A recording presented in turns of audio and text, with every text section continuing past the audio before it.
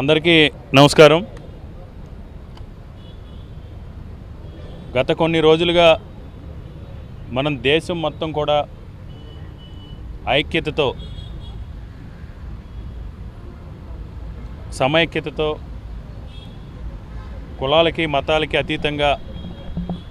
భారతదేశం మొత్తం కూడా పెహల్గాంలో ఉగ్రవాదులు భారతీయ టూరిస్టుల మీద దాడి చేయటం, అత్యంత క్రూరంగా ఆడవారు ఎదురుగుండా భార్యల ఎదురుగుండా భర్తల్ని కాల్చి చంపడం, తదనంతరం మన దేశ సమర్థతను సమైక్యతను చాటడం కోసం దాయాది పాకిస్తాన్ ఆక్రమిత కాశ్మీర్లో ఉగ్రవాదులను మట్టిపెట్టి సైనిక స్థావరాలని చేస్తూ పార్టీలకు అతీతంగా అందరం కూడా కలిసి దేశం మొత్తం కూడా దేశ ఐక్యత కోసం పోరాడుతున్న సమయంలో ఒకవైపు ఇద్దరు మహిళా అధికారులు చాలా సాహసోపేతంగా మహిళలకి గౌరవం తీసుకొచ్చే విధంగా ఈరోజు పోరాటం చేసి దాయాది దేశానికి గుండెల్లో రైలు పడిగించే విధంగా చేస్తున్న ఘటనలు ఒకవైపు జరుగుతూ ఉంటే, యావత్ ప్రపంచం భారతదేశం వైపు చూసే విధంగా భారతదేశం యొక్క త్రివిధ దళాల యొక్క సమర్థత కానీ, ఐక్యత కానీ, కోఆర్డినేషన్ సంబంధించి కానీ మన శక్తిని ప్రపంచాన్ని చాటే విధంగా, ముఖ్యంగా అందులో మహిళల్ని ఈరోజు ముందుకు తీసుకొచ్చి మహిళా శక్తిని చాటే విధంగా ప్రపంచం మొత్తం భారతదేశం వైపు చూసే విధంగా చేస్తున్న తరుణంలో అందరూ కూడా ఆ యుద్ధం గురించి, భారత భద్రత గురించి చర్చించుకున్న సమయంలో కేవలం ఒక ఆంధ్రప్రదేశ్ రాష్ట్రంలో మాత్రమే దేశ భద్రత సంబంధించి జరుగుతున్న యుద్ధం గురించి కానీ, దేశ సమగ్రత గురించి కానీ, మన దేశానికి దాయాది దేశం వల్ల జరుగుతున్న నష్టం గురించి కానీ, పెహల్గాం దాడిలో చనిపోయిన 26 మంది 28కి సంబంధించిన వారి ఆ కుటుంబాల యొక్క బాధ కానీ పట్టించుకోకుండా కేవలం కక్షపూర్తి ధోరణిలో గత 11 నెలలుగా ఏ విధంగా అయితే కేవలం రాజకీయ ప్రయోజనాల కోసం ఒక అభద్రతా భావంతో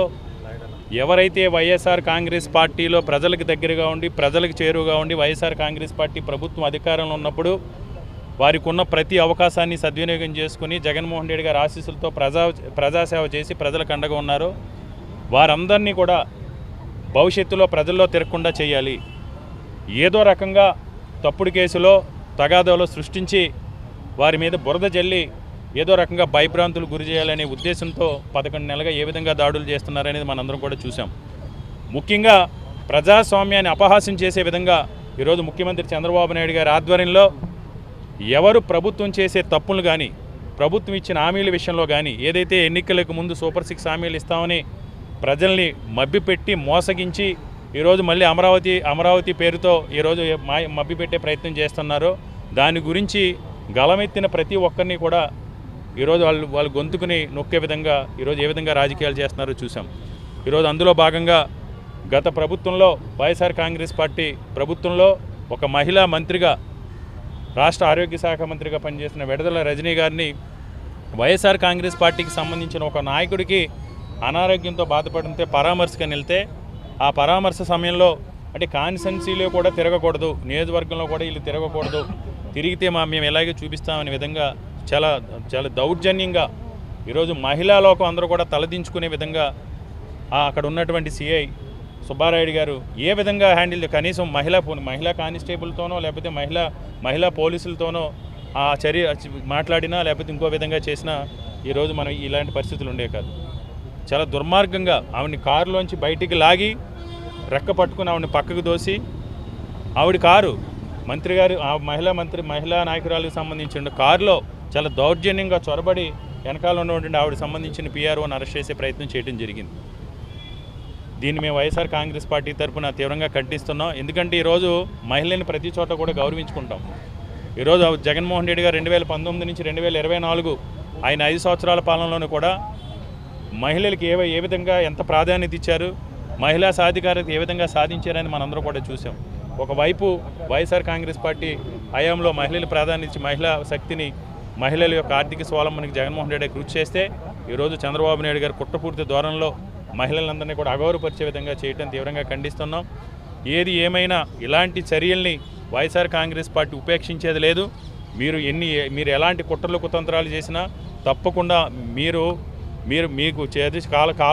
కాలమే నిర్ణయిస్తుంది. మీ ఇంటికి మా ఇంటి నుంచి మీ ఇంటి ఎందుకు దూరం ఏదో సామెత చెప్తారు, మీ ఇంటి దేనికి మా ఇంటికి ఎంత దూరం అని. మీరు ఇచ్చిన దానికి 10 రెట్లు రాబో రోజుల్లో ప్రజలే మీకు తగిన గుణపాఠం చెప్తారు. విడుదల రజనీ గారి మీద జరిగిన